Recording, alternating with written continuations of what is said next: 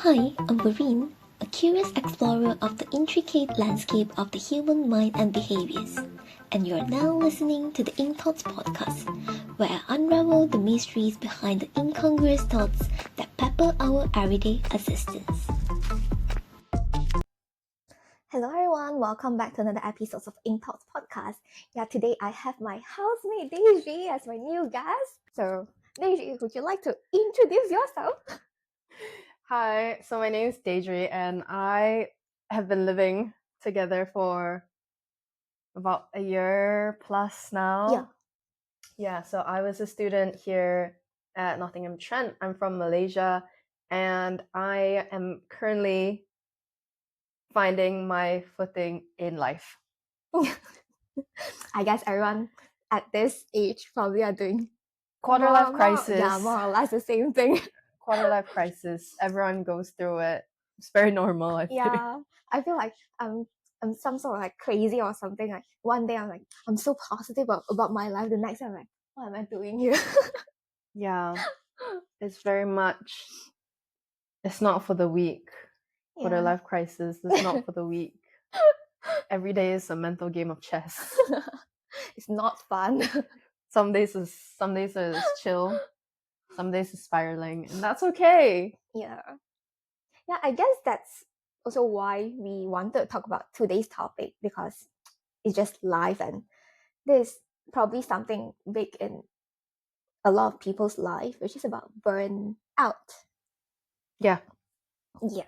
So, Daisy, how would you define burnout in the first place?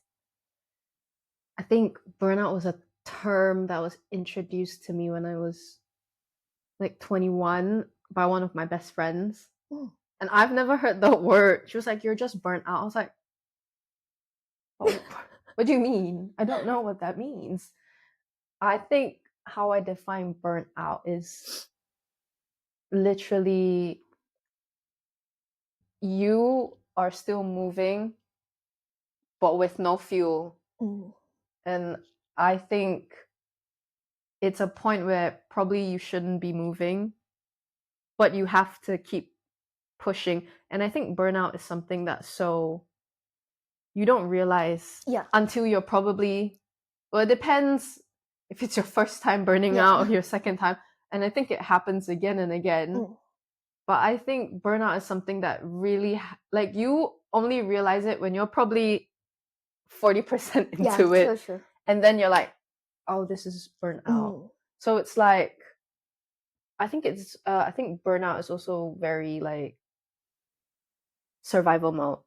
It's like, for me, I'll say the first time that I encountered burnout word is when I was doing my first job after I graduated from my undergraduate. And people always, like colleagues always talk about that. I was like, what do you mean? They keep saying like, remember to do something nice to yourself to prevent burning out. Something. What do you mean? All the way until I experienced it myself. And like, okay, this is what you mean. Yeah, it's so, I don't know, it's just something that you don't think about a lot. You don't, especially if you're in that mindset where you keep going and keep going and keep going, you don't think about, you don't think much about what this could happen or you could burn out. But I think the first time is the worst. The first time is the worst. You don't know what's happening, you don't know what to do. And anything could make you so triggered. But you don't know that it's triggering you. You just have a meltdown for no reason. It could be a cat walk past you could have a meltdown. And that's okay. I mean, it's just so unexplainable. You actually don't know. You can't define how burnout feels to you, you know? And everyone feels it's a different definition for everyone. And you can't really predict how it shows on you too. Like people might tell you like you might feel this way or that way, but everyone is different. I mean, you might feel some symptoms that I guess it's very it's like very a telltale to like be like you're burnt out. Other than that, I think there are like 1 or 2, 3 symptoms that it's like very universal. But I think then the rest, it depends on your situation. what kind of burnout it is, which is like kind of sad to say in a way that you will feel a lot of kinds of burnout in life. I found out probably in my 20s, unfortunately. Yeah, same here. At first, I mean, when I first learned about burnout, I always just associate it with work or study, which most of the people experience and talk about. Yeah, because it's where you put most work. Yeah. In, yeah. But I guess until the recent few years, only I realized that, no, actually, there's a lot more to it. You can feel burnout in many different ways, like you say. Yeah. Yeah, which is, I mean, I guess that makes this topic a bit interesting to discuss about. Yeah. It's not always about work. Yeah. It's not always about work. Yeah. But I guess we'll start with something general then. Yeah. In the age of 20, like 20s, yeah. 20s, what would be, I mean, talk us through your experience of burning out, especially at work.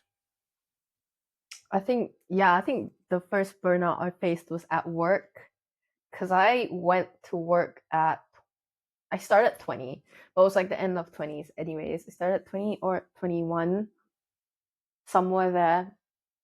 And I thought it was very early for me to have gone to like an office to work. And like, some people would be like, I graduated from high school and I was working. I mean, like, I consider my experience to be early because my peers were still in. Yeah. They just went to they just started university. Yeah, and like having fun. Yeah, and I'm like, here's your monthly target, and I'm like, I'm a bit overwhelmed today. Yeah.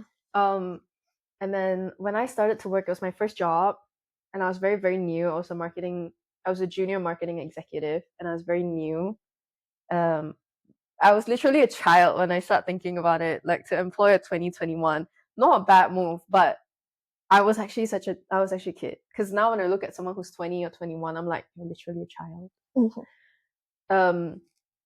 And then obviously at that time when I started working, it wasn't doing good because it was very, very new. I didn't know what was going on. My bosses would complain about me, and I don't blame them. Realistically, if I was like 35 years old and I was the boss, I'd be like, I just don't know how much time and money we can be spending for someone who doesn't really know stuff to be working here. So I kind of understand. But I think my manager, bless her, she kept giving me a chance, which is so nice. But she had a short temper though. But she had a bit of a short temper, but for some reason, I think she really tried with me. Don't know why. But and then I think about 5 months later, COVID happened, and then we had to work from home. I wasn't good at my job at all yet, and then they had to push us all to work at home, which no one knew how to do. And so everyone was stressed. I was stressed because my manager wasn't there for me to just ask a question, because I sat right across her. I'd be like, I don't know what this is. I had to like text, and then I had to text everyone. And then there was a lot of trust issues going around at work. Are you sleeping? Are you working? I kind of getting into micromanaging. Yeah, so like it was a bit hard because it was the first time COVID-19 ever happened. And as Asians, we don't believe in freedom. Yeah.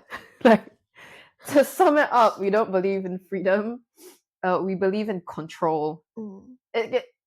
We low-key believe in dictatorship at work. Yeah. So you kind of have a very low trust to people. Yeah. Just don't believe people are doing their work. Yeah, especially because it just started.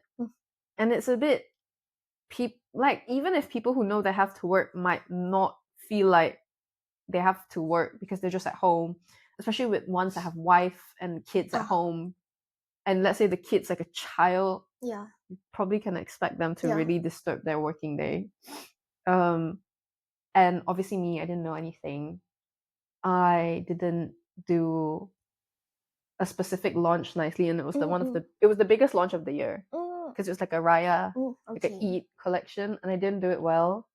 And then I got called out in front of like the whole Yeah, I got called out in front of the whole board of directors, my manager, CEO, founder, CMO, CFO, like everyone, about how I messed this whole thing up. And I literally wanted to quit the next day because it was so traumatizing. Honestly, as a kid, it was actually so traumatizing. But it's okay. I fixed the issue. We didn't fix the issue, but I decided to work hard on it. And I think from then on, I was very scared. I didn't mind losing my job at that point because I was 20 or 21. Yeah. My parents still gonna feed me, and like my dad's still working. My dad had to go to work during COVID. Yeah, he had one of those jobs where they were permitted to go to work. So my dad still had money regardless. Like he's still getting money in. So I was kind of in that mindset where I don't need this. But I was kind of scared to walk away in a period where they really needed people. Because I was so scared that if I leave now, although I'm already doing a shit job, but at least I'm doing something to keep the wheels going. How are they going to hire people now? They don't even know what's going on. And if I leave now, will I get blacklisted? No, because it's such a bad. If you leave now, it's such a bad. They need you now, and you leave. That you don't have to be doing a good job. You just need to be doing a job. So obviously, I was scared of that, but then at the same time, I really wanted to prove myself that I was okay. I just needed to learn. So I really put in the work for the next 3 months. And it went really well. And after 1 month, my CEO was like, "Who is this?" Oh, that's nice. Yeah, and the recognition actually felt really good. I felt so, and she was really impressed, and she kept being like, "I can't wait to see more." And then me knowing I can't wait to see more kept churning out more and more and more and more and more. And I worked literally from 9 a.m. to 9 p.m. Wow. Because I did like social media and I did marketing. And because I was in such a survival mode, I didn't think. I didn't think so much about what was going on. I just kept working. But then when stress hit me, I would cry. And I would cry like uncontrollably on my desk alone, but still WhatsApping people like, "Where's this asset?" I didn't know what was going on. I was actually very confused as a kid. And I couldn't handle my temper right. So I got in a lot of fights with my dad. Not my mom a lot, but my dad. Because my family is a family that's like dinner time, everyone sits here and eat. And I know a lot of people are used to like, "Oh, I'll eat when I want to," and then their parents just leave it on the table. So that wasn't my family, and my dad was very, very strict about this one rule. So there's one day I told my parents to just leave dinner there because I'm really just in the middle of something at 8 p.m. on my desk, and then he was like, work is still gonna be there. He was like, "Just come and eat," because obviously my dad's been working for such a long time, and he works in a very high stress environment. So to him, this was nothing. He said for him to just come and eat and then go back to the desk 15 minutes. And I think there was like other stuff bugging me that day, like targets weren't hitting, like this and that, this and that, this and that. And then I think that was the last straw, and I think I yelled at him. I didn't know what happened, just, it was like, and then for him, it was already a lot of things about work, and then my dad to be like, "Just come and eat." And then I think I yelled at him. And then I felt bad, and I went to eat dinner. And then my parents were talking about how it's just work. And then I cried at the dinner. I yelled at the two of them. And then I cried eating my dinner. And they did nothing. They just walked away. Because they didn't know what to say anymore. They were just like, yeah, whatever. Yeah, but I guess they do understand why you are in this state, which is very unusual. My mom got mad at me for yelling at them. And then there was like obviously a dispute. Yeah. And then just went straight back to work. And then I don't know at what point, but after, I just kept crying a lot during that period. I remember I was so stressed, even before I got called out in the meeting, continuously after that, even after I was doing well, I would wake up every day at 7 a.m. and cry. It was so bad. Like, I don't cry a lot. Like, in college, I probably cried 3 times. I remember I never cry. Once because I got my heart broken, twice probably because I got injured. Like, that was the only times that I cried. I don't cry. And then for me to cry every day, once the alarm clock rings, I sit in my bed and I cry. And then I brush my teeth and I go to work. It's so bad. Yeah. I know. And then I called one of my friends she was living in San Francisco at the time. And then I called her to do work because I said I really couldn't focus. I needed someone. Yeah. Not my parents at that time. I just needed a friend. And then she just told me, you're just really burnt out. And I was like, what that mean? And she was like, no, you're burnt out of work. You're tired. And you've just gone past the stage of tiredness. And now because you just want to keep pushing yourself, you've exhausted yourself mentally, physically, emotionally. Like you as a whole person, you're exhausted. She was like, you can't keep continuing like this. She was like, if you continue like this, there's no coming back. Yeah. And I was like, shut up. That's not true. And then I started Googling about, because after I ended the call with her, I actually looked it up. And I was like, there was a lot of news reports about burnout working from home. And I was like, oh. I was like, this is a very universal feeling for people. And that was my first encounter with burnout. I stayed at the job for the next 2 years. After, I call it my first 6 months of hell. Wow. No, it really was hell. It was hell. I know people are like, you're exaggerating. I'm not. You wake up every day crying. Yeah. You tell me how you feel. Like, I was so skinny. I only had a coffee for lunch because you know when people are like stressed out, they stress eat, but I stress don't eat. Yeah, me too. So I just lose weight. Me too. I just can't eat. I feel sick. Like why do people like let's go eat? I'm like I'm gonna throw up. Yeah. Like even before meeting, I can't eat. I get nervous. I can't eat. And like I think after my very crazy first 6 months, oh no, actually there was one thing. And then I decided to slow down life. It was actually quite bad. I would have revenge bedtime, which is like I sleep very late. No, but 1 or 2 is counted as late because I have to wake up at 7. Yeah. I don't have to wake up at 7, but once I'm awake, I'm nervous. There's no going back. Like my anxiety was at an all-time high. And then I would play this one game. It was very calming. It was a very therapeutic game. It's called Sky, if people want to know. It's very calming.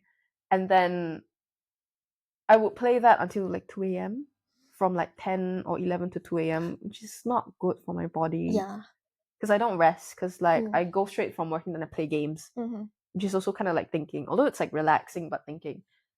And then there was one day where I slept late, and I suddenly felt very weird. It's like I suddenly felt like tunnel vision. Yeah, like suddenly I felt like let's say there's a cup here. Suddenly I would feel it very far away. Like my brain just went like whiplash. Wow. And then one side of my face felt numb. I know. It's very bad.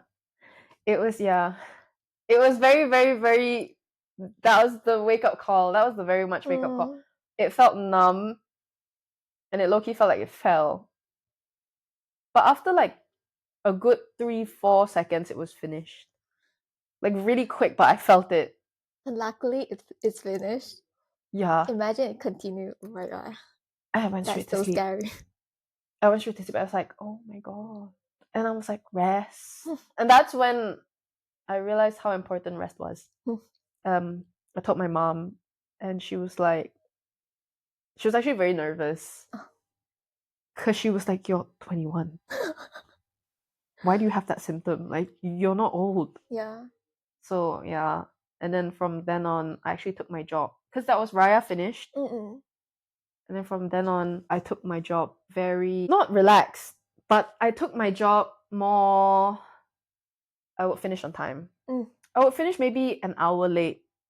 If I didn't have to, I try and schedule all my things because I did social media, so I try to schedule all my things, finish all my things, work at a good time, sleep at a good time.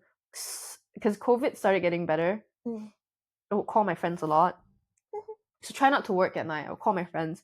Me and my mom would always watch like a true crime drama at night just to relax, like not think, just watch a show, just sit there and be like, just shut down. And so far I've never had that happen to me ever again, but It's still scary. It's scary. Until today, I think about it and I'm like, if that could happen to me at 21, yeah, that could easily happen to me now. Anytime I feel overwhelmed.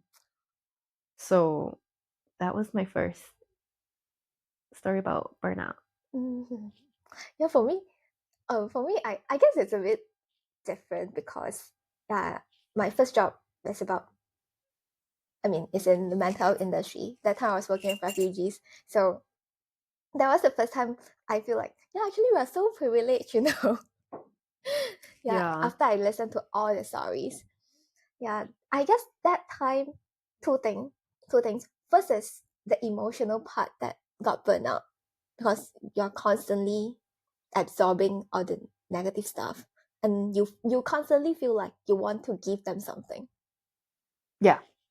That is probably part of it, but because you have to listen to their and try to solve their the problems. traumatic stories. Try to solve their problems, which is a lot of the time unsolvable.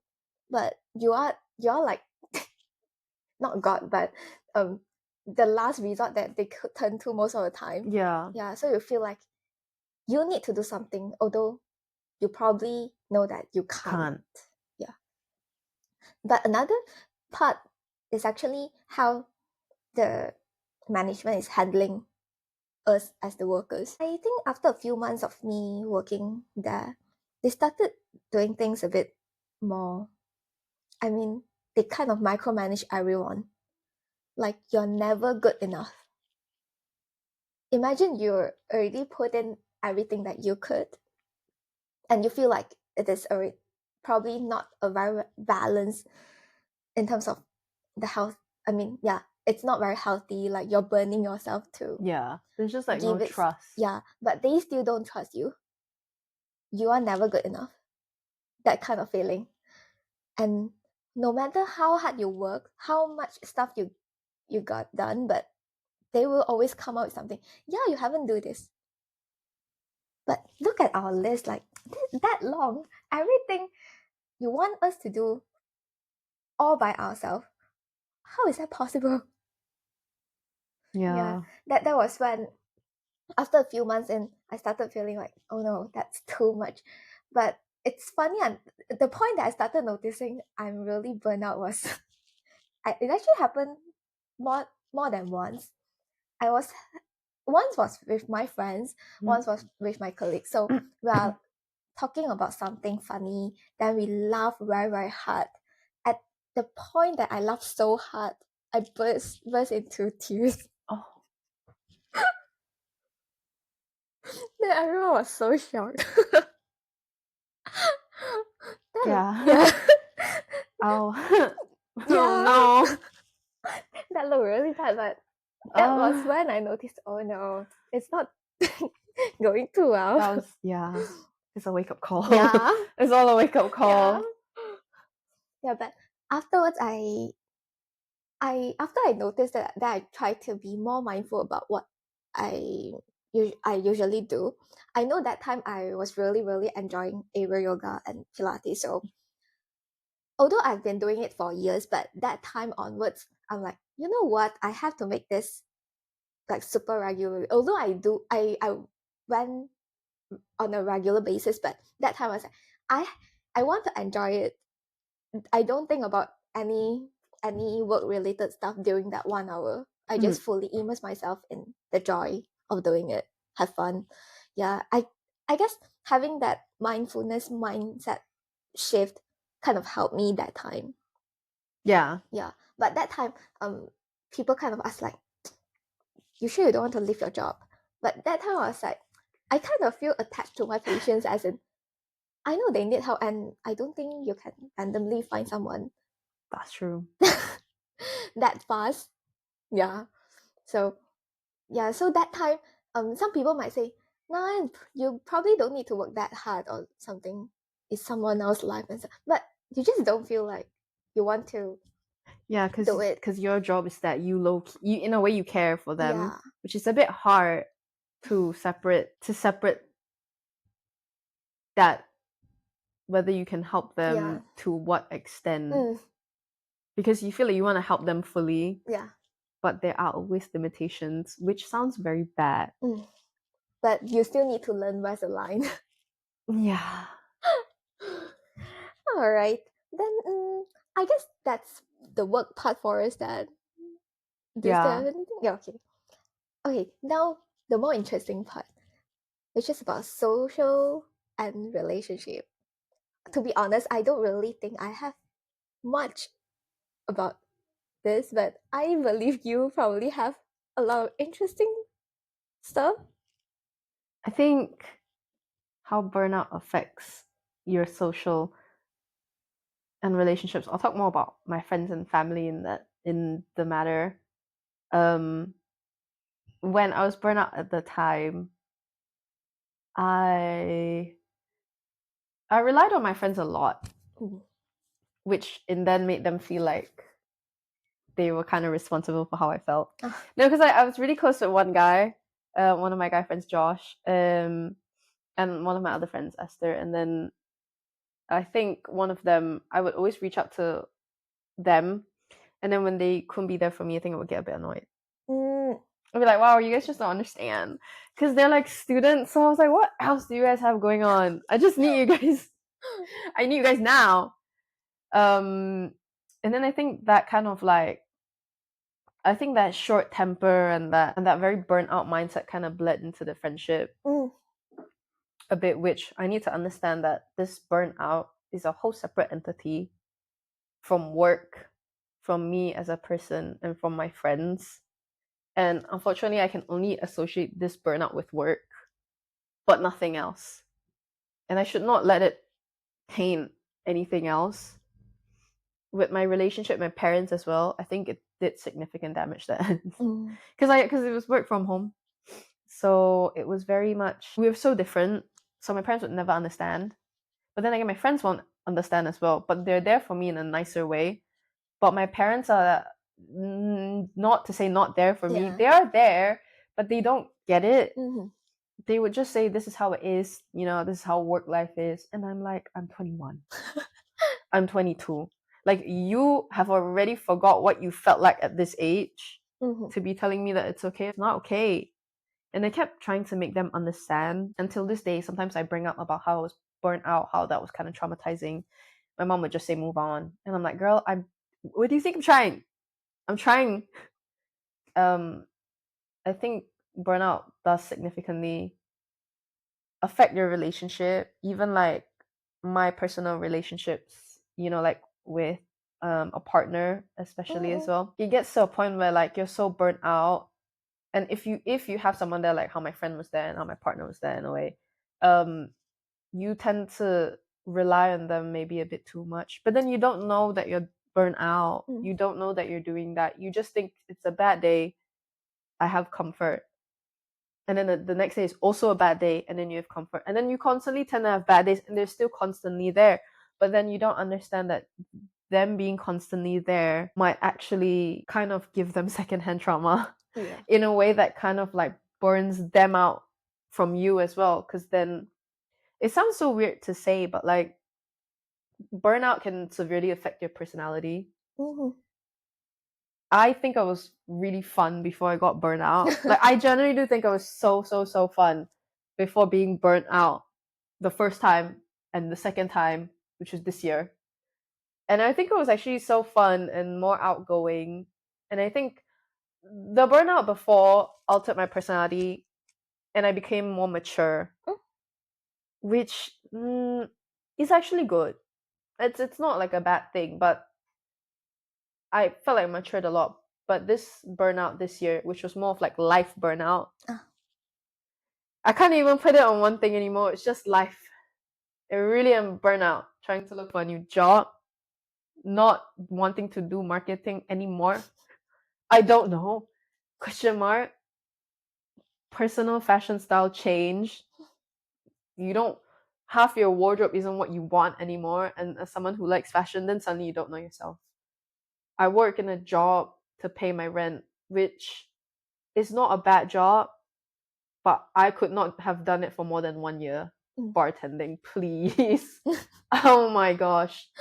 It's like all the bits and pieces that just burnt me out as a whole person.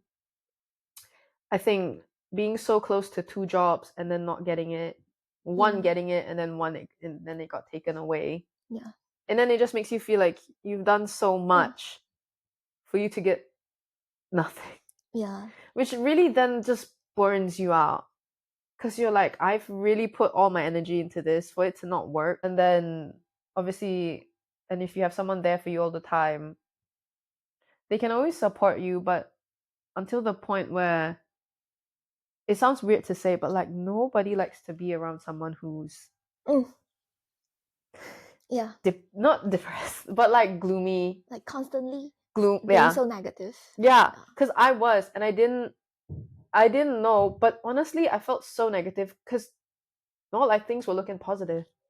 Like things weren't looking positive, so I was just reacting negatively to a negative thing when I realized that sometimes you don't have to react, just absorb it, understand it, and then it doesn't have to alter the course of your emotions. Like it just, you take it in and it's just okay. Yeah. Oh, okay. And like, but then when there's someone always there for you, nobody likes to be around someone negative, whether it's your friends, your family, or your partner. You tend to drain them, and hanging out with you drains them. And slowly, bit by bit, subconsciously, they might not want to be around you. And then it's gonna get to a point where either you start victimizing yourself, or you understand what's wrong. Yeah. And most of the time, you just assume that they should be there. They should understand. Yeah. Like you don't understand how hard it is. Yeah. I've said that countless of times. It actually sounds quite bad. And then it is true that they will never understand it still. But you just have to understand that sometimes that's okay. Yeah. And you should feel glad that maybe your loved one doesn't understand your feeling. Like, Sure. just don't feel this. Yeah. I'm so happy that you don't feel this. But at the same time, sometimes they tend to give you advice or tend to make comments that really just don't hit the right mark, and then you can tell them off. You'll be like, no. No. Or you can just listen, and it goes in one ear and out the other. Which is, I think, what I do with my parents. It's just protecting the peace in the realm with everyone, If you just do that, just don't get angry. Just zone out. That's what I do. Yeah, but what about, okay, now changing your role, you being the one that is receptive of all this? Because one thing that I notice about you always tell me a lot about how you are there supporting your friends, which I think plays a big role there. Okay, I have a friend that I will not name. She has gone through a lot, and I think if I've ever had a friend that burnt me out, it would be her. But she's still my best friend, and I might move in with her next year. So she's good. But there was a point in her life. That was the point where I was recovering from burnout. It was my second year in working. And she only graduated. She graduated. She was here in Nottingham, and then she was here for only 5 months. COVID happened. She went home. She was homesick a lot. She has family trauma. She was trying to find a job, then couldn't find it, and a lot was just going on with her. And she's someone who likes success, and a lot of the things she does, she's number one. She was number one in class, anyways, when we were together, and she was very negative. She was very, very negative, and I was also kind of negative, but not to that extent. Everything she said was like, why is this going against me? I'm trying to get this, I can't get it. She was like, no, you don't understand. And then when I'm at work, and then I would reply her like hours later, I'm like, I'm so sorry, are you okay? And she was like, yeah, but you weren't there for me. And I was like, I literally am at a photo shoot where I have to like make sure the model poses right, the clothes are okay, the photographer is in line, the videographer is going next. It was like I was a producer at that point. And she was like, you weren't there for me. And I was like, ooh. And then I think she got really angry at me and stuff because she was trying to find a job and there was a lot of rejections. And I already had a job at that point. Oh. And she came at me or something like saying like, you don't speak, you don't understand, you already have a job. And it was hard. It was so hard for me to actually understand her because I don't. Yeah. And her parents are fighting a lot. I don't understand. She was also going through it. She didn't know what she really wanted to do. Did she want to do graphic design? Did she want to do marketing? Did she want to, like, she was also figuring it out. So it was a really tough phase in her life. And it got to a point where she really stressed me out. I hung out with her and I would feel burnout because she was not in the best space. So she made a lot of comments as a friend that would put you down. She's like, why would you do something like that? Why would you wear that? Or something. I don't think she said, why would you wear that? But like, along those lines of like, kind of like low-key hateful comments. But I understand a bit after, I think I just maintained my distance from her for a bit because it was COVID anyways. I did say I can come and see her, but she's got a grandma at home. So it was not one of those situations where I should visit her. And I think she kind of, in a way, she really did burn me out at that point when I was working. And I really distanced myself from her. And my other friend did tell me, like, sometimes you just got to keep some people at arm's length to maintain a good relationship. And I was like, me being me, I can't do that because I feel bad. But then I really just had to prioritize myself because every time she had a breakdown, she would call me, regardless whether I'm at work. It would be 3 times in a day. And I can't do it. Yeah. It got to a point where I didn't pick up. I might have been free, but I was at the office. And it sounds so bad, but it happened to me once when I was actually really upset and I called a bunch of people and no one picked up. And then you mature from that. You just have to accept that you are alone sometimes, not all of the time, but essentially you're alone. Essentially you're an alone person. Yeah. Even if you have a boyfriend, even if you have a lot of friends, like the fundamental is you are alone, but you don't have to be. But when things happen, you are alone, and that's okay because you came into this world alone, unless you have a twin. I don't know, but you came into still. Yeah, I mean, like, you came into this world alone. Fundamentally, yeah, you're alone, but you don't have to be. But then if you have to be alone, it's okay. And yeah, I think it actually got better for her from then on. Like, she was able to manage her emotions in a way, and we're really, really good friends now. It was just a bit of a blip. It was a bit of a struggle at that point. People go through it. If she hears this, she's fine. She's fine now. Then what would you say, like, how should someone maintain a healthy boundaries in relationship to avoid this kind of burnout? I feel like when she was doing that to me and I was doing that to other people, we don't know what we're doing. True. So the first step is always acknowledgement. In every scenario, the first step is acknowledgement. I didn't even think I was burnt out in life until I went to my friend's house in July. And she was like, I told her I just can't do it, man. And she was just like, you're just burnt out. And I was like, of what? I was like, I'm not working. I mean, I am working, but I'm not essentially doing the thing that I want to. It's a job, but I don't have to think. I just make drinks. I was like, why am I burnt out? And she was like, you're just burnt out of life. And I was like, oh, right. I was like, yeah, okay, that makes sense. Before that, I was like, what do you mean burnt out? I don't do anything.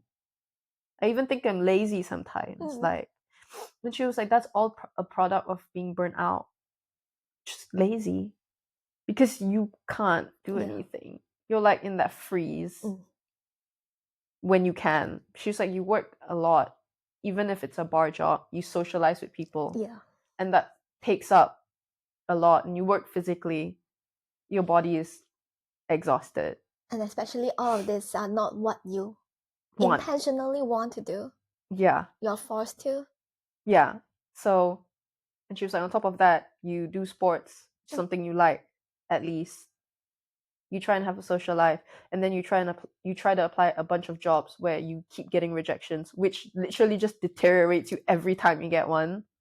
So she was like, I don't blame you.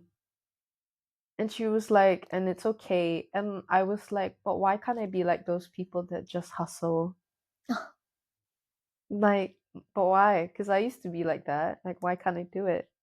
And she was like, it's okay. Like, she was like, you having this mindset is still you putting yourself down.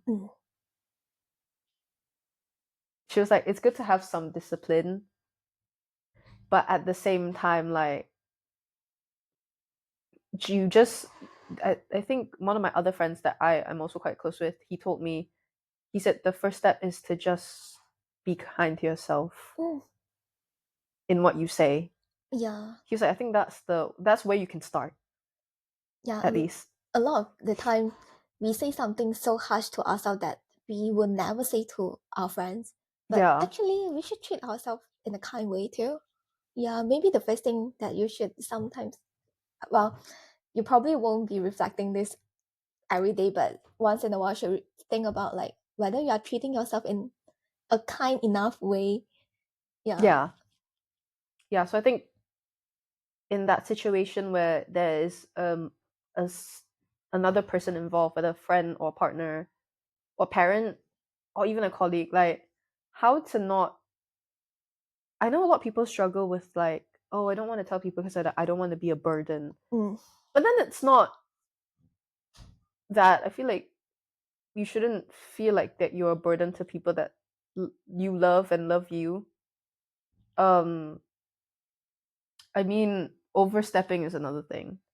But I think it's good to just understand that if you're in a position where you feel a lot and you're burnt out and you have a lot of negative self-talk, understanding that you have these, and if you project it onto other people, you potentially bring them down as well. Yeah. Like the vibes are down.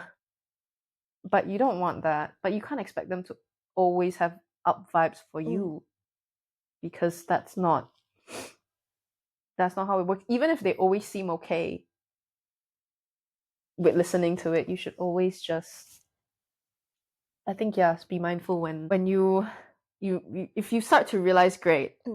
And I think with experience you start to realize these kinds of things. But without experience, a lot of mistakes happen. Yeah. And it's just something you have to go through, I mean, unfortunately. it's fine to make some mistake because that's how we learn. Yeah. Yeah, like for me, actually, I think in the past I was actually those kind like, nah, I better not talk about it now because I just don't want to bother someone, especially when I don't even know what am I supposed to do now. Everything is just up here. So I remember until one point my close friend was like, you know what? Yeah, we are best friends, so we are okay with you telling us, and we want you to tell us what's happening. Because most of the time, it's not like I'm hiding any sad stories or whatsoever from them. It's just that I tend to tell them after everything is sorted. So I tell them in a very relaxed way. But during that very difficult time, I'm just alone most of the time because I feel like there's no point telling you now because you might just be there worrying about me, but we can't really do anything now. I better go solve my problem first. Yeah, but until I guess the recent 1 or 2 years after my friends pointed that out, I was like, yeah, actually, you know what? Even if we can't do anything during that moment, just by telling you about what's happening could be a very good relief. Yeah. Not only for myself, and they might feel not validated, like appreciated as a friend. Like they could be there for me. It's not me trying to distance myself from. Yeah. Because I think like I feel like I know male friendships are very different, so I'm not going to comment about that one. But I know female friendships are very different, which is more like sharing is nice. Sharing makes the person who's sharing feel listened, and then be the person who's listening. It makes them feel trusted, which is nice. It'd be like, oh, this is a very nice dynamic right now. I know with guys, if they don't share it, they don't really care. They don't like to share it, and that's on them. That's why they're all a bit emotionally constipated, in my opinion. My goddamn. Honestly. But anyways, side note. But yeah, I think it's just that. It's just realizing that you are not doing well. And you might project. Yeah. Anytime you might accidentally do it. Accidentally doing it once or twice is okay, but if you keep on, like, if you go on hang out with someone for 3 hours, unless something happened, like I got fired, and then you talk to them for 3 hours about what happened, like, sure. But if you hang out with them in 3 hours, it's like, life sucks, like, I'm not getting this, like, such a struggle, I don't want to be here, like, some sharing with your friends once in a while like that should be, it's okay, but especially if it's someone close and you're always like that, it's a bit hard. It's a bit hard. That's why, what's his name, Winnie the Pooh, there was that donkey. That's why nobody liked him. It was sad. He was actually, he needed help. True. But it's such a general thing. No, he wasn't much kids' favorite character. And if Winnie the Pooh was in real life, he still wouldn't be much people's favorite first choice. As it sounds so sad, but sometimes you just have to clock society. And it is what it is. You're not always gonna find people who are super validating, and not everyone's gonna know you super deeply from the start. So I don't think there should be aggression put out to people who can't understand you as well. Some people are just raised where they don't understand these kind of things. They've never had any experience. But I think it's good that if my loved one doesn't feel the way I do, I'm like, you know what, stay that way, honey. That's so good. And then it's nice because then my friends try and share how to feel like them. Like, it's okay, like, and I'm just like, okay. And then I work towards feeling like them, instead trying to have them understand how I feel. Because I don't want anyone to understand how I feel. Because when you do, it's just gonna bum them out. So that's what I'll say about that. Okay. Yeah, like I remember probably during my secondary school time. I don't know, like that's the era that most of the girls are into. So into, like, being the emo era. Oh my god, yeah. And a lot of my friends are actually quite negative that time. And it's not just solely about not just solely about that, but because there's a lot going on in their life, and that time probably puberty is a thing that kind of change your hormones or whatsoever. I don't know. Yeah. Maybe that play a role. So, but that time, I was always playing the role of being a listener.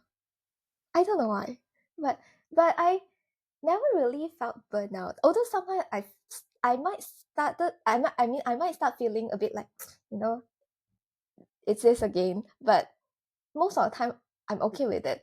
Now that I try to reflect on it, I guess one of the reason is, although I'm there with them, I'm validating their feelings and everything, but actually I feel like emotionally I'm distant from them. Yeah. I kind of keep my boundary quite clear, even without me knowing it. Wow, that's really good. Yeah. I guess that's why I'm interested in this field of role then. I still can't keep my boundaries clean. Because I feel bad. I think that's my problem. I feel bad. But I think it depends. There are like those couple that I'm really close with. That's not really a line, because I've known them for a long time, so I know how they're like. Yeah.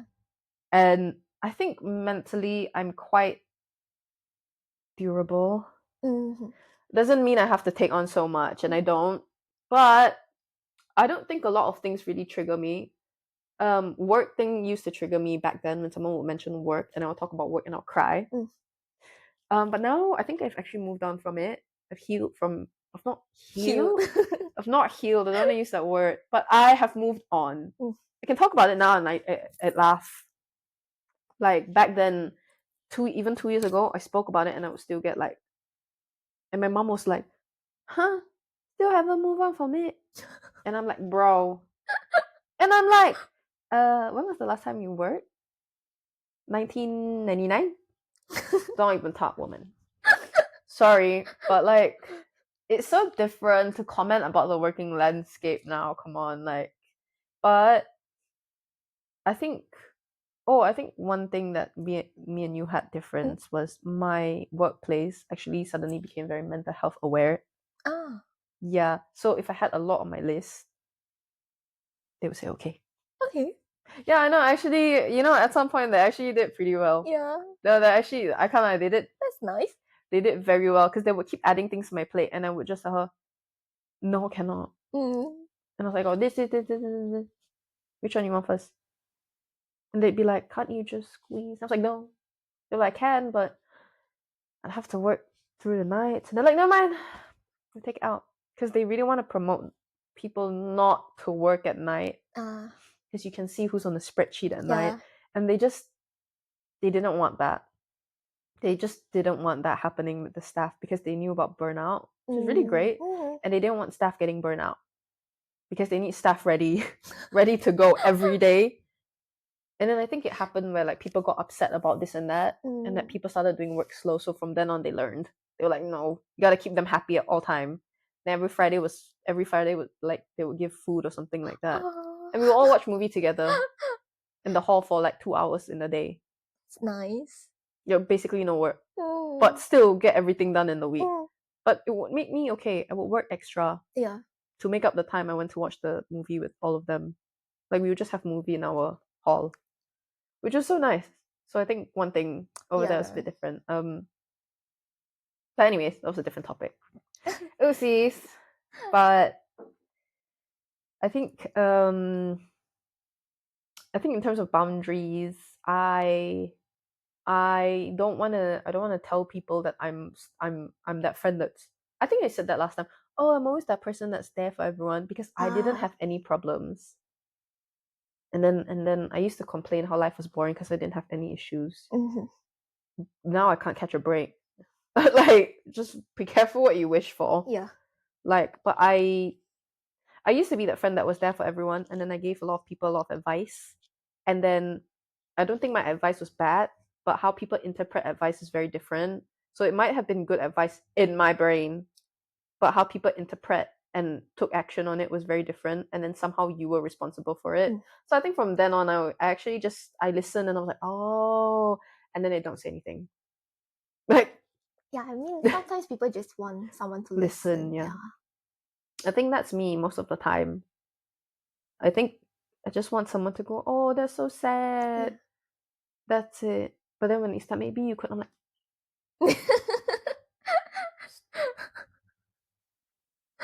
I hope I didn't do that to you.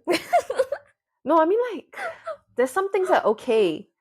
Say it once or twice is okay, but then if it's like a constant problem I've been having, and then people, I'm just like, you don't think I just want people to be like, that's so, and then validate how I feel. That's about it. My mom used to always give solutions, and so I just want someone to listen. Yeah. And then my dad, it will go in one ear and out the other. And then I would be like, did you hear? And he's like, huh? And I'm like, speaking about this, they still don't listen. None of them. Last time when I was working in Malaysia, yeah, every time after I finish work, I come back, then I'll go to my dad.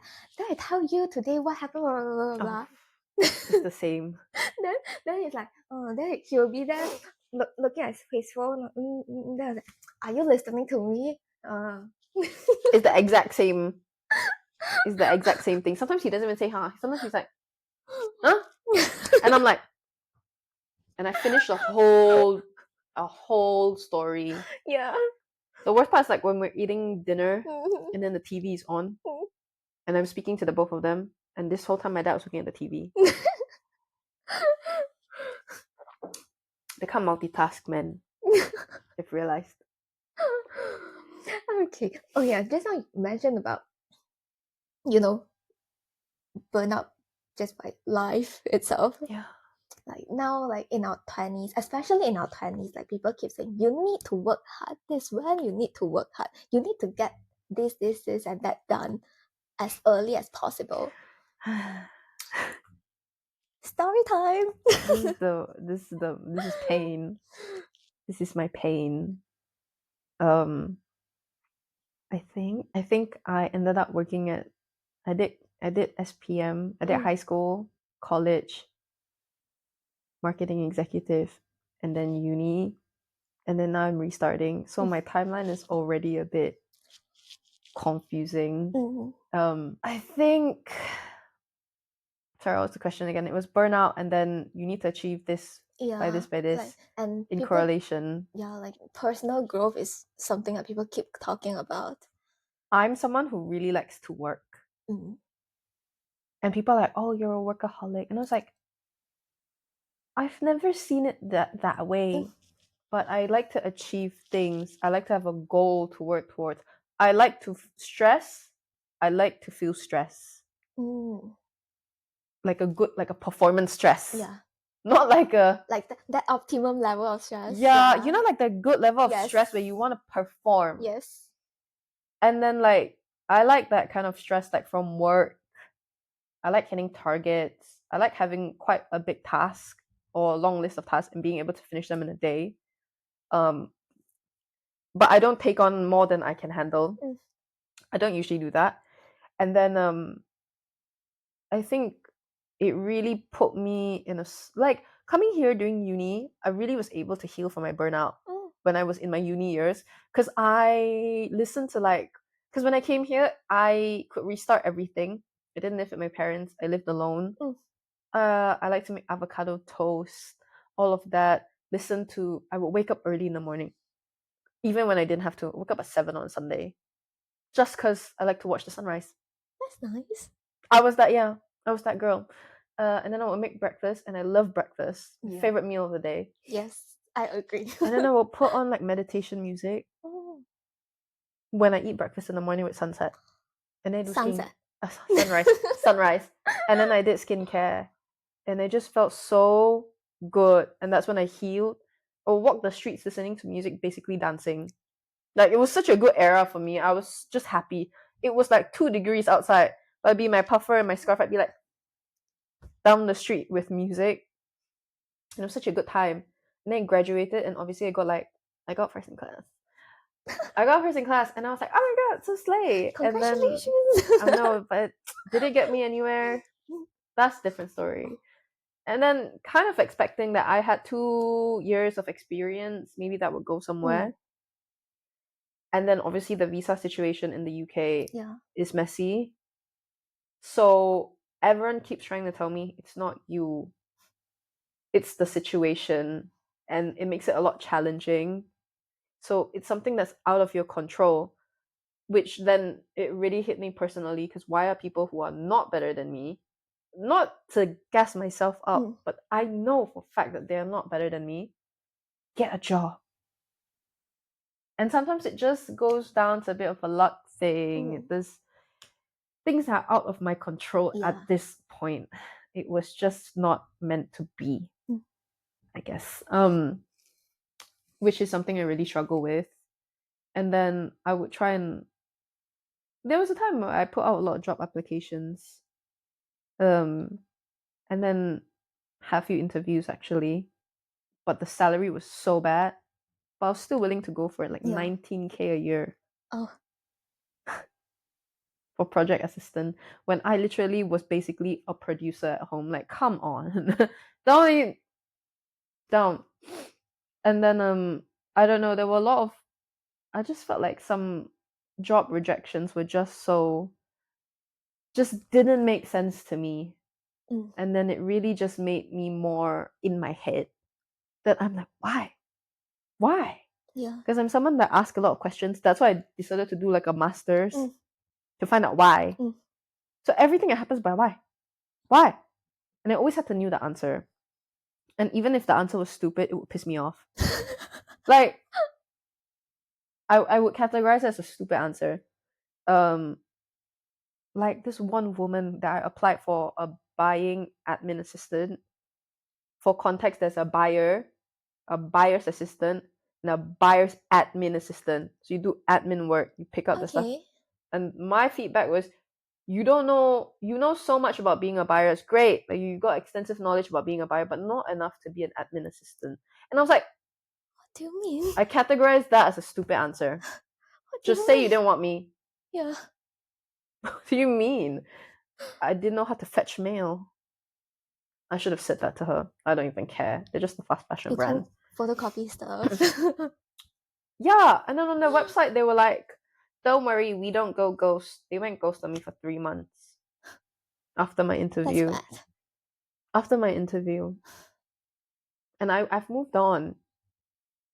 I went to Manchester for their interview, and then I've moved on.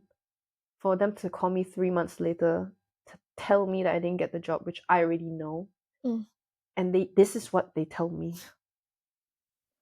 And I think I almost flipped the table at my work because I was like, I told my current manager, and she was like, "That's a load of shit." She was like, Yeah. "That they said to you that was not true," and I was like, "Don't call me. It's been 3 months.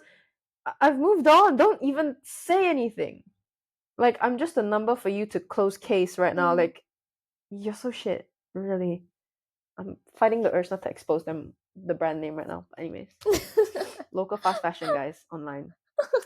Fast fashion, and then I feel like having to be here at this age. Like I'm so glad for the people who have it. Like my best friend, she has a house now.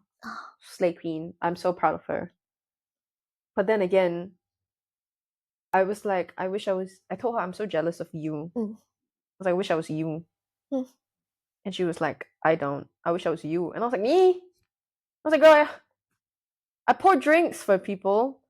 I basically kind of low key feel like I went to study for nothing. And she was like, yeah, but you've been traveling. And she's like, you've been living your best life. Like, you've been having this and that. And she was like, and I can't even travel anymore because I have commitments. And I was like, that's deep. That's crazy. And I think about that and I'm like, not yet. I wouldn't want this now. But if I was at home working and I never came here, I'd probably have a house now because my parents would have made me. Because it's good to just do it when you're young, anyways. I get it, but she was like, I wish I was you. She was like, doing this and that, living your best life. Grass is always greener on the other side. Yeah. And I was like, no, but look at you. I was like, you graduated uni, you got a job. Now you have a house. Now you just have to do the life thing. I mean, her career, she's trying to change career because she doesn't think there's much progression. So but she gets paid well. So there's still a lot of room for her to develop there. But for me, I just feel like nothing is done.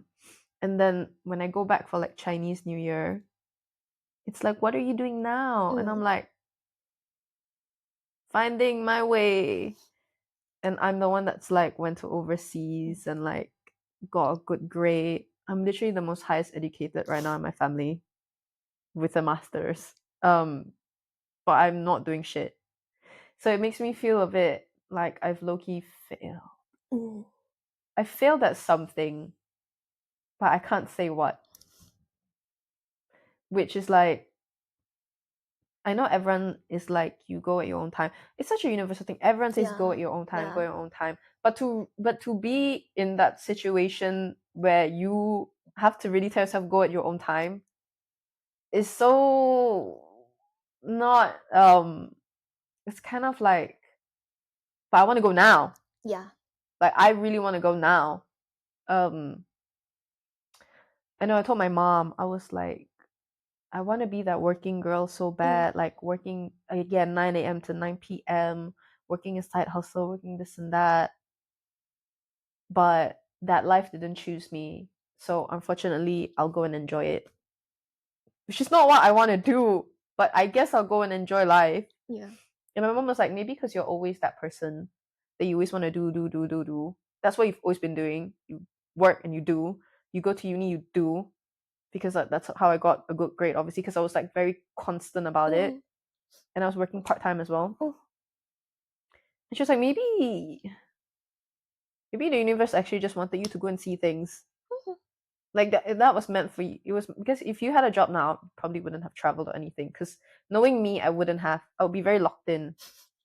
Like, I would not be going holiday. I'm at holiday. I will be working during Christmas when no one is here because I don't celebrate. But I will be at work and people will be like, wow, she's so hardworking. And I'll be like, yes. And you earn extra. Like, I'm that person.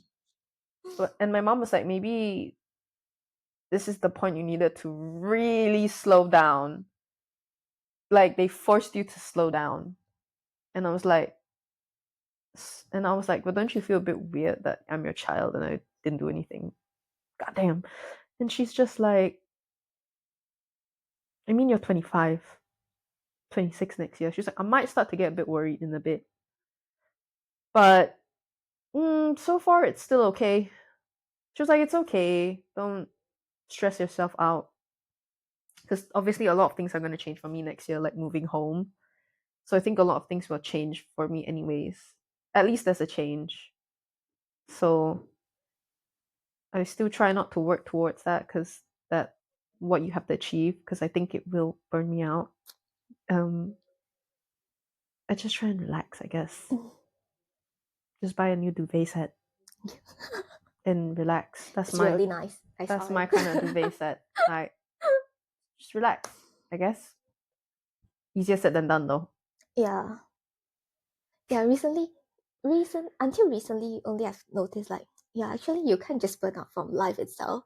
I don't know. I feel like I've been trying to fit in a lot of stuff. Okay, some of the stuff I do really enjoyed it, but of course, when you're doing something, there's always a bit of them that you don't particularly enjoy, but because as a whole, you need to still complete it, so you still have to do that part that you don't really enjoy, and over a long run, you just feel, why am I doing all this? Yeah. Then you kind of started questioning yourself. Then you see people being so successful, living a good life, earning so much money, basically traveling here and there. Then you started questioning yourself, yeah, what am I doing here? Yeah. Yeah. I have to say I'm lucky enough to have a job right now. Although it's not a very high paid job, but at least I have a job. At least I don't have to worry about my visa for the next few years for now. But you just somehow you just can't help comparing yourself with others. And it's stupid, like I'm comparing it with a very different field kind of people, like this just doesn't work. Yeah. But you still tend to do it. And then when you see people being so successful, then you're like, yeah, why don't I think about it earlier? Yeah, then you try to question yourself if you have made your life decision correctly and stuff. Yeah. I just feel like comparison is such a killer. Yeah. And it's like, I think it's a thief of joy. I haven't figured, I don't think I'll ever figure out life, but I think one thing I figure out is maybe you just need to enjoy what you have, whether you don't have the things you want. And if you figure that out, I think a lot of things fall into place. Yeah. Not immediately, but soon. And how soon could be 1 week or 1 year or 10 years. As long as you keep saying soon, it will get there, I guess. Yeah. And I'm sure, like, you know, even if it's 10 years, the thing that comes after 10 years would probably make you feel like, yeah. I guess I had to practice again and again to receive this one thing. Like, I heard this other podcast where this girl was saying she does believe that there's a romantic soulmate for everyone. That's her opinion. And she said that I sometimes get curious, like, where is he? Where is he now? What's he doing? And I have to understand that right now he's currently becoming the person he has to be in order to meet me in that developed stage. That he's not there yet. And I'm still practicing and I'm still changing to be the person that will find him at the exact right time and we'll be good together. Because if I was to meet my soulmate now, she was like, I probably wouldn't like him or he probably wouldn't like me. But we practice again and again and again to get to a point where when we meet each other, we know it's going to be right. So she's like, every version of yourself is meant for different things. Huh. It's meant to meet different things. That's a very nice mindset. And I was like, wow, that's quite good. Oh. She was like, every hurt you go through, every trauma, every bump in the road that you go through, she was like, literally makes you who you are today. And that person is going to meet the perfect job that's going to be meant for them, who they weren't ready for probably 6 months ago or maybe a year ago, but they are ready now and going to meet the right person that's perfect for you now and will be perfect for you indefinitely, but was definitely not perfect for you about 2-3 years ago, which you both each other wouldn't have been perfect for each other a few years ago, or even friendships. Like the people that you make friends with when you're older, these people met you at your current headspace and they like you for that, and then you guys continue being friends. But if they met you at a younger headspace, they probably would not have liked you. And then you probably wouldn't have made lifelong friends with these people. I like how positive yet laid back it is. Yeah. Like the mindset is, yeah. I know, and I was like, oh. I feel like that's a very good balance, like being positive, but you just don't try to force everything. Yeah, I think that are especially out of your control. I think for her, she mentioned it was just think about the bigger picture. She was like, if you really think about the bigger picture, it's easier to accept things. But if you're thinking about now, it'll never be easy. So I was like, oh, dang. Which puts things into perspective a little bit. Like, to be fair, if I didn't have that traumatizing job, I wouldn't have been able to study a master's, which is a lot higher. And I didn't have to do a 3-year degree. I just went straight from college to a master's. If I didn't work, I wouldn't have been here. And I wouldn't have been enjoying my life here. Yeah. And I got really comfortable as a person here. Met my first boyfriend here. I wouldn't have had that. Like, I wouldn't have started to play tennis, I think. I don't know. I don't think I would have. If I was at home, I don't think I would have learned to play tennis. Like, yeah. So many things. I had to be crying every day at 7 a.m. for me to be here. It could have been a lot better, in my opinion, still. But still pretty good, actually. Yeah, like speaking of positivity, I do notice something that kind of burned me out is like toxic positivity. Yes. I actually never really think about it or noticed that actually I kind of do this sometimes until I remember last year or something. Someone just tell me, you know what? You don't need to laugh or smile when you're not feeling it. Then I was like, actually people see it, sees it, people feels it. Just that I don't actively think about it. Like I'm forcing myself to be that positive, to be okay. Yeah. So that I'm not spreading any negativity to anyone. But actually I don't need to be that positive all the time. Yeah. And people actually worry about me, and then they're asking me like, yeah, especially like recent few months, there's just a lot of different stuff happening in my life, like different changes and all sorts of stuff that people are you okay? Like I remember there was this one friend that told me like, you're still the same, smiling every time I see you since day one I know you.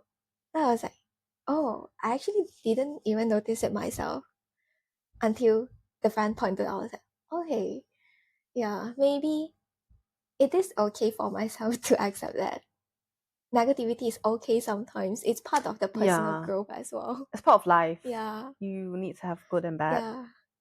You need to have rain and sun. It is what it is. Yeah, if I keep forcing myself to be to be so-called happy and be positive, probably that might just create more difficulties to myself at the end of the day or in the long run, then burn out one day even more badly. I feel like having a good balance for emotions is very important. I still have my negative side, but I try not to let it take control. Mm. My positive side is not that strong. It's not that big compared to the negative, I can't lie. But I try not to just go negative. Doesn't mean I have to go positive. It's just like, it's okay. Mm-hmm. Even if it's not, I still have 2 hands and feet and all my assets. So it's okay. Yeah. Although it's not, but I will be okay, Mm. I guess. And I think that's what I recently learned a lot about how balance is actually so important in life. It's like being able to, if you feel sad or something makes you feel sad, just feel sad. Yeah. But you shouldn't fall into the rabbit hole of feeling sad and then you spiral. Yeah. Like, no, that's so detrimental to growth. Like, you feel like, I think, yeah, I had the breakdown yesterday. I had a mental breakdown yesterday because I was just working so much at the bar, and then it was just so much going on, and then I had to plan my parents' trip here. My boyfriend's birthday is coming up, don't know what to buy. I woke up with a bunch of text messages about different things. I had to wish my friend happy birthday, everything, and I just felt so overwhelmed. I needed to clean my room. My room looked like shit. I have no food in the I have food in the fridge, but no like main things to cook. So I was like, and then I was just like, that's literally how I felt. I kept trying to get ready to go out and buy things, but I just kept procrastinating for some reason. And then I would doom scroll. And like doom scrolling at night, I think it's fine when you're about to go to sleep. It just helps you go to sleep, in my opinion. But when you're doom scrolling when you wake up in the middle of the day, like you're trying to do something and then you doom scroll, you're putting it off. That to me just makes me feel like I think I know where this is going.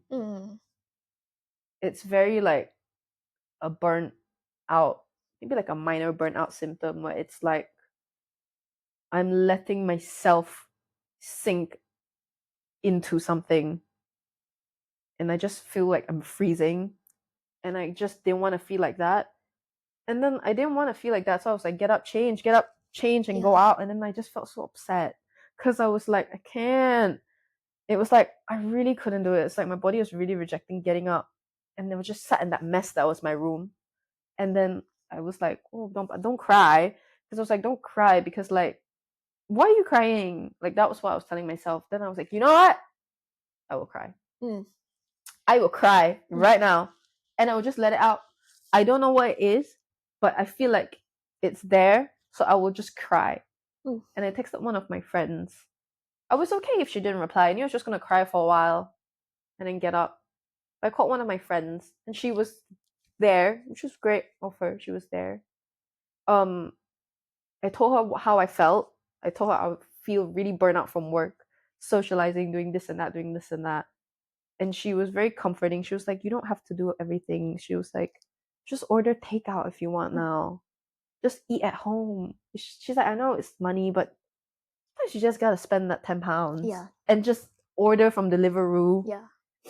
Chill at home. And I was like, my room's messy and I feel like shit. And she was like, maybe you just can't look at it now. Just go sit in the living room. She was like, just something small. Just go and do it. She was like, you don't have to go and buy groceries. She was like, you don't have to clean your room now, but you have to later because it looks like shit. She was like, you still have to do it. That's a very good advice.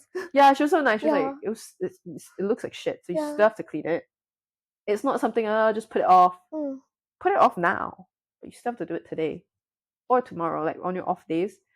And then I ended up chatting to her for a bit about some things at work, something funny. And I just think I just wanted someone to talk to. I don't know why that I felt like I needed someone to talk to, but I'm not. You know what? For someone who asks why a lot, I'm not gonna ask why anymore. Yeah, I'm like, but why do I feel like, am I lonely? I don't know. I just want to talk to someone, and it's just the feeling. I've given up on like asking why all the time.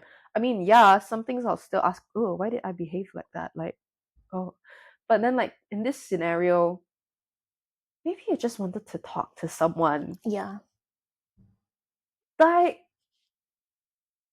that would like I didn't call my mom because she would come at me for crying. I just wanted someone to be like, oh, it's okay, like, you know, like baby, just a little bit. And then I was okay. And then I went up to buy stuff and I felt okay. Yeah, I remember when I come back from work yesterday, when I saw you, you look okay compared to what you tell me that happened earlier in the day. I know, I just didn't want to spiral. I think my main goal when I cried was not to do one thing, and that was spiral. I was like, you can cry, but you can't sing, but you can cry. Because obviously the voices in my head were like, they were coming back. They were like, you can't even do this, you can't even clean your room, you can't. And I was just like, shh. I was like, I've had a really hard 5 days, and if my room looks bad, I come home at like 4 a.m. I change my clothes and I leave it there because I can't be asked to put it there and make sure. I want to get in bed before the sun comes up. Like, oh my gosh, just can't be asked. And that's okay. At least I try and clean it up when I'm off. And I think I felt a bit bad for not applying jobs. But I only have this time to like go out and get groceries, wash stuff, clean my room, and that just takes up my day. And if I can't get to doing it, it's okay next time. But I think I struggle a little bit with, like, you know how when you burn out, you tend to be a bit lazy. Yeah. And I struggle with drawing a clear line between actual laziness, burnt out, and being too disciplined. It's just all different. Like, I don't know if I'm just literally just lazy now, because like sometimes when I'm lazy, I'm relaxing. I'm like, this is my rest day. Yeah. But then at the same time, I'm like, okay, but you've been resting for 3 days. Then it's like, oh, yeah, you know, no, you need to do something. At least clean your room. Or meal prep. Try not to go out if you don't have to. Stay at home. Be disciplined. And do whatever that you need to do. Yeah. And then still have a day to rest at least. So yeah. Okay, I'll ask you one last question. If you could give the younger self a life advice, what would it be? My younger self or just younger people? The younger you. Oh no. One advice? Yes, just one. I think it's the same advice I've been given to 10,000 times by my friends, family, anyone close to me. They've always just said it, and it's just like, girl, just relax. If you start to think so much, the best part about overthinking is you don't have to. Like, I know you can't control it, girl, and I know other people can't control it. But when you tell yourself, I'm overthinking, I'm spiraling, I'm thinking about this. Best part about this right now, you really didn't have to do this. And you are actually a conscious human being with a will. You can say no, even to yourself. Like, if you start to spiral like you're not good enough, you're not pretty enough, you're actually getting a bit fat. Like, and then like one thought leads to another, and then to another, and then to another. And you just have to tell yourself, I don't have to do this now. I actually don't need this. Yeah. I don't need this for myself right now. Like, that's not true. And why would I hurt my own feelings like that? Like, I actually have control over my feelings, but why did I choose to do this to myself? It's a bit crazy. I don't know if that would resonate with other people. It's a bit harsh, because I know some people be like, oh, you know, overthinking, you just can't help it. And I'm like, I think I've been in a crazy hole for overthinking. And in terms of overthinking and burnout, A, literally just relax, and B, I know people are like, just stop thinking. And I'm like, I didn't stop thinking. But they have a point. No, like, No, when you actually think about it, I know people are like, it's much deeper than that. And sometimes ignorance is bliss. Like, people who are actually ignorant about some things are far more happy. True. And I'm not asking you to be ignorant about people's feelings. I'm just asking you, when you feel a bit too much about something, sometimes you just have to be an ignorant person about some things and just, I know, like, obviously some things will still bother you. Yeah. It's always a practice. You know what? Rome wasn't built in a day. I don't think it was in even 10 freaking years. So I think every day is just, I think when you actually start to realize, I don't know, maybe my frontal lobe grew recently. In my real opinion, I genuinely think it grew. And that's when I was so conscious about everything. I just felt like I'm actually human. That's interesting. I know. I was like, oh my gosh. I was like, you're actually a human being with thoughts. Like, they are not good thoughts. They are not bad thoughts, but they are just thoughts. That you can separate them out. Like, from your identity. Yeah. I think also because I read this one Buddhism book, guys. So good. Buddhism is the answer. No, I mean, like, yeah. Yeah, like good thoughts, bad thoughts. They are all literally just thoughts happening in your head. Agree. And if you ask yourself, is this real? No. And then you'll be like, no buts. It's a yes or a no question. Just answer the question. And stop there. Yeah. And then you don't have to answer anything. You don't have to be like, well, why? No, just say no. Get up and go eat. Like, yeah. I think first step is to understanding you do have the power over yourself. I know it might not seem like in the moment, like when I was in a huge turmoil, like in this year, where things were happening to me again and again and again and again. I just feel like I didn't have any power or control over my feelings. But when you really stop and listen to yourself, you're actually like, I'm actually delusional. And because you just have to look at yourself like a friend, right? If your friend is telling you all these things that you tell yourself, you would tell her, no, that's not true. Yeah.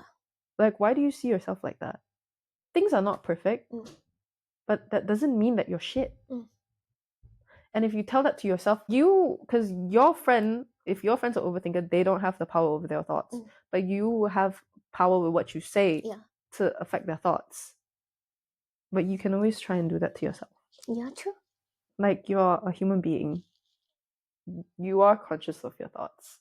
And I'm not talking about this with people with like mental illness and stuff like that. That's a whole different. Yeah, that's a very different thing. I don't speak for them. I'm so sorry. But I do speak for overthinkers in a way. Not all of them as well, but me at least. That, I mean, obviously, this is after years of like trying to understand. It didn't come to me just because I overthought once. I've been overthinking for like at least when I could actually form my own thoughts. You just get good at controlling your thoughts. Or like how people over time just build that resilience towards things. Yeah. Even sometimes it still takes over and I still cry. It can take over, but you shouldn't sink. You're allowed to do that every once in a while, depending on the situation. And if you feel like you're going to have an episode, just have an episode. Yeah. Because if you keep holding it in, that episode might potentially build. Just have the episode, but not to traumatize the ones around you. That's about it. Yeah, that's a good piece of advice. Thank you so much for your interesting sharing today. Anything else that you'd like to add on? No, I think I'm good. All right. Thank you everyone for listening. If you think that this is beneficial to you or someone else that might need to listen to this, feel free to share it with whoever that you think will benefit from it. And I'll see you guys next time. Bye.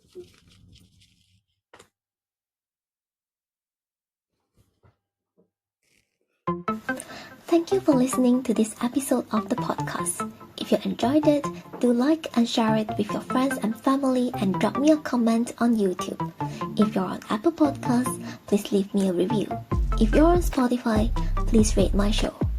Alternatively, any questions or feedback, feel free to email me at hello@inkthoughts.com or send me a private message on Instagram, Facebook or Twitter with the username of inkthoughtspod. Thanks again and catch you all next week.